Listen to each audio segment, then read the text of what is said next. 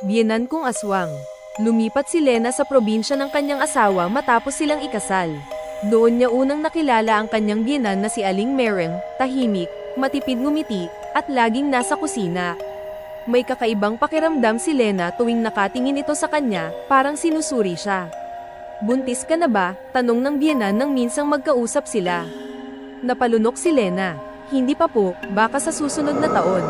Isang ngiti ang lumabas sa labi ni Aling Mereng, ngunit hindi iyon nakakaaliw. Para bang, may ibig sabihin. Gitna ilang linggo ang lumipas, nagsimula nang mapansin ni Lena ang mga kakaibang bagay. Nawawala ang mga hayop sa likod ng bahay, manok, pusa, aso. Tuwing hating gabi, may naririnig siyang pagaspas ng pakpak sa bubong. At isang gabi, pagtingin niya sa bintana, may nakita siyang anino sa puno ng mangga, isang matandang babae na may mahaba't mapuputing buhok, nakabitin sa sanga, may pulang mata. Kinabukasan, kinausap niya ang asawa niyang si Jomar. "Han, sa palagay mo ba, may kakaiba sa mama mo?" Tumawa lang si Jomar. "Matanda na si mama, baka ikaw lang ang naninibago." Pero kinagat ni Lena ang dila niya. Ayaw niyang sabihin ang totoo, may nakita siya sa bowl ng biyenan niya, isang balat ng tao, nakatiklop, basa pa sa dugo. Kasukdulan isang gabi, habang natutulog si Jomar, nagising si Lena sa kakaibang lamig. Paglabas niya ng kwarto, nakita niya ang biyenan niyang hubad at duguan, may nakalawit na dila at mahahabang kuko, nakasampas sa kisame. Bumaling ito sa kanya, humihigop ng dugo mula sa pusa nilang si Puti. "Lena, bulong nito, malapit ka ng manganak. Kailangan kong makatikim ng dugo ng bata. Ako ang kukuha ng anak mo." Napaatras si Lena, nagsisigaw. Bumangon si Jomar at nadatnan ng ina niyang tila nasa transo. Nang mahimasmasan, tila walang nangyari. Ngunit buo na ang pasya ni Lena, kailangan niyang lumayas. Kailangan niyang iligtas ang anak sa sinapupunan niya. Wakas sa tulong ng albularyo, naalis nila ang sumpa sa bahay. Ngunit hindi nila nahuli si Aling Mereng.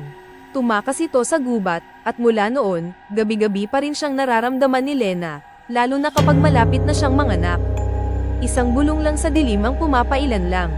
"Sa panganay mong anak, babalik ako." Nang gabi ring iyon, isinugod ni Lena sa simbahan si Elias. Ang pari, si Father Ernesto, ay dating exorcist. Nang masuri ang bata, napailing ito. May pumasok na kaluluwa, matanda, babae, malakas. Habang sinasagawa ang dasal, bigla na lang bumaling si Elias sa pari. Sa halip na tinig ng sanggol, isang malalim at basag na boses ang lumabas. "Wala kayong magagawa, anak ko siya ngayon." At pumutok ang bombilya sa loob ng simbahan. Nagdilim ang paligid, lumikha ng hangin, at sumirit ang itim na usok mula sa bibig ng bata, nabalot si Elias at bumagsak sa sahig. Nang bumalik ang ilaw, wala na si Elias. Ang halimaw sa loob ng bata, ilang araw siyang hinanap. Umikot si Lena sa buong bayan. May mga saksi raw na may nakita silang batang lalaki na tumatakbo sa gubat, kasabay ng isang malaking ibong itim. Sa tulong ni Lolo Apong, ipinakita kay Lena ang isang lumang anteng-anteng na gamit lamang sa mga aswang na sumasanib sa laman ng inosente. "Hindi lang basta aswang ang biyenan mo," ani Lolo Apong. Isa siyang tag-apasa ng dilim, isang matandang aswang na naghahanap ng mas batang katawan upang manahan sa susunod na henerasyon. Ibig sabihin, ginagamit ni Aling Mereng ang katawan ni Elias upang mabuhay muli.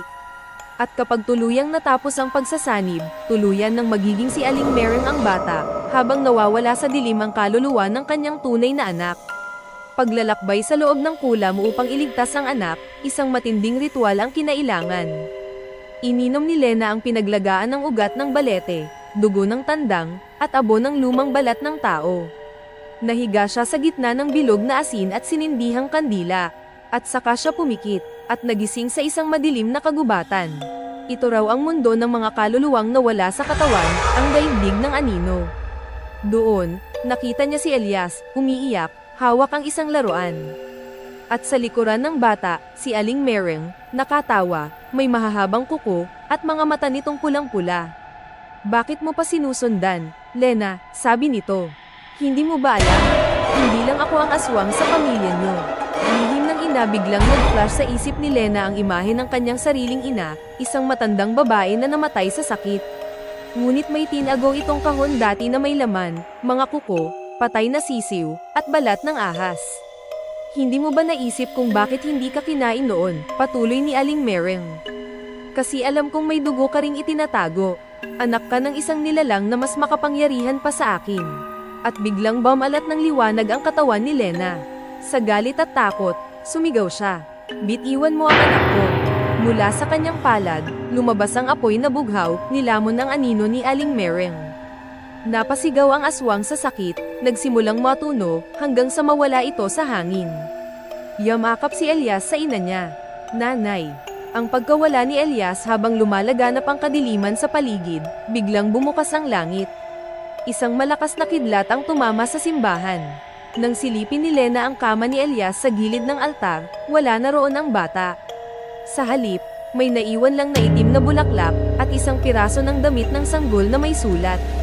Isang ilaw na ipinanganak sa dilim ay dapat isakripisyo. Sa ilalim ng araw ng tatlong mata, isusumpa ang buong angkan. Nalaglag sa lupa ang sulat. Nanginginig ang mga kamay ni Lena, pero sa puso niya, alam niyang hindi pa tapos ang laban. Hindi siya magpapatalo. Hindi ngayon. Hindi habang buhay pa ang anak niya. Ang lumang simbahan sa gubat ng ligaw mula kay Lolo Apong, napag-alaman ni Lena na may isang matandang simbahan sa gitna ng kagubatan sa bayan ng Ligaw, isang lugar na hindi na binabalikan ng mga tao. Dito raw ibinabaon ang mga nilalang na hindi mamatay-metay, mga aswang, manananggal, at mga tagapagbantay ng sumpa. Naglakad siya sa dilim, bitbit ang gintong kutsilyo at ang anteng-anteng ng kanyang ina. Sa pagdating sa simbahan, sinalubong siya ng mga nilalang na wala sa alamat, mga aswang na may katawan ng hayop, may mukha ng tao. Lahat sila, yumuko kay Lena. Ina ng pagitan, bulong ng isa, ikaw ang huling anak ng liwanag. Ngunit nasa iyo rin ang ugat ng kadiliman.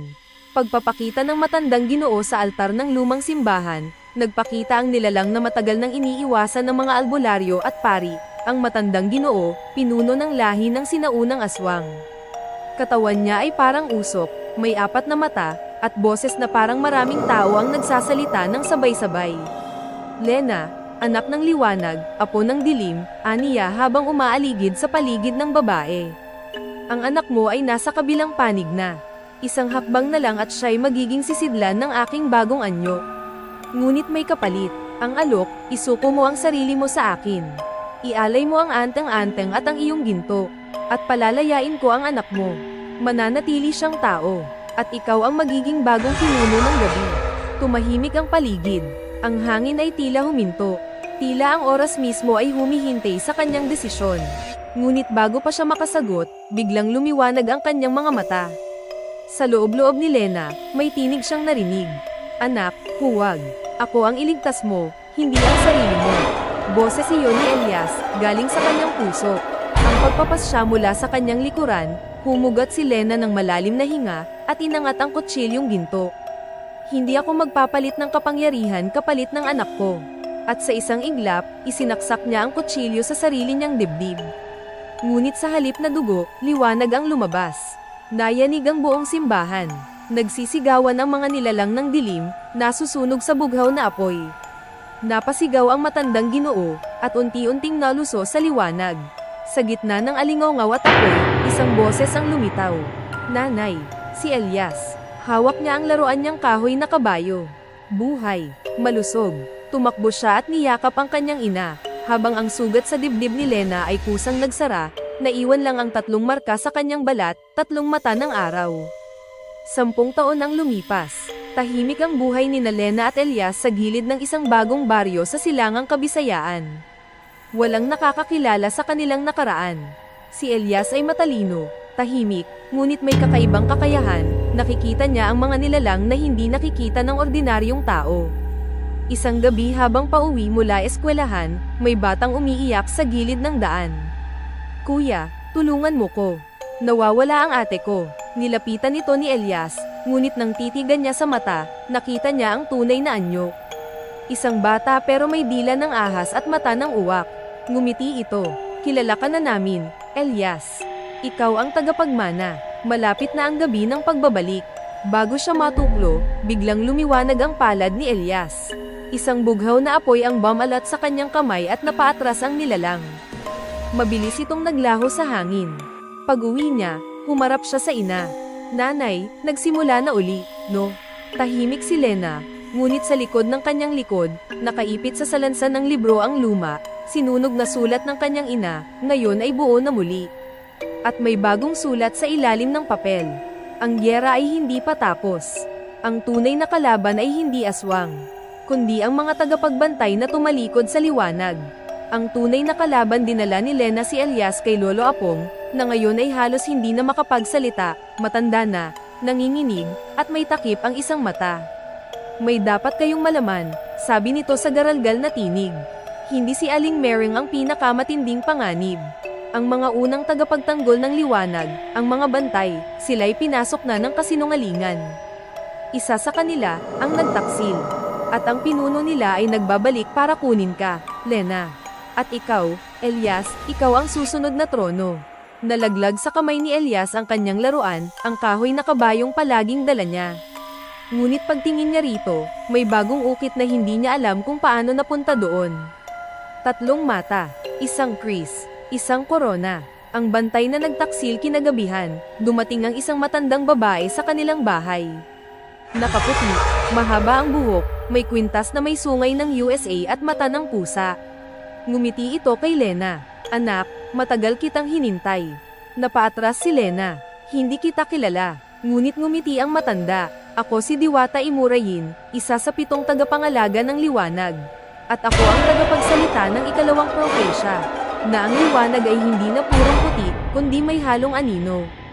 At ang anino ay hindi na itim, kundi may pusong may pag-ibig. Kinausap niya si Elias. Batang tagapagmana, pipili ka.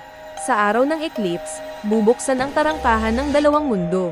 Pipiliin mo bang maging hari ng liwanag? O magiging tulay ng anino at dilim, ang unang pinuno ng bagong daigdig? Cliffhanger, 3 landas habang natutulog si Elias, na naginip siya. 3 pintuan ang nasa harap niya. Isa'y gawa sa ginto, may liwanag, may awitin ng mga anghel. Isa'y bato, malamig, tahimik, puno ng mga aninong naglalakad. At ang 3, gawa sa salamin, at sa loob, nakita niya ang sarili niya na may pakpak ng aswang at koro ng apoy. Pagbukas ng kanyang mga mata, naroroon na siya. Hindi sa kanyang kama, kundi sa harap ng 3 pintuan ng tadhana. At mula sa likod, narinig niya ang tinig ng matandang babae. Anong klaseng pinuno ang pipiliin mong maging, Elias? 3 pintuan, 3 kapalaran. Sa panaginip o sa tunay na daigdig, hindi na sigurado si Elias. Ngunit alam niyang ang desisyon niya ay hindi lang para sa sarili. Nasa kanyang balikat ang tadhana ng 2 mundo, ng tao, at ng mga nilalang sa dilim. Sa wakas, nilapitan niya ang pintuang gawa sa salamin, kung saan nakita niya ang sarili niyang may pakpak ng aswang, ngunit may pusong tao, umiiyak, lumalaban. Pinahit niya ang seradura. Ang pagpapasya sa pagbukas ng pinto, nilamon siya ng liwanag, at mula roon, nagising siya sa mundo ng tao. Nakahiga sa damuhan, katabi ang inang si Lena, sugatan, hawak pa rin ang anteng-anteng.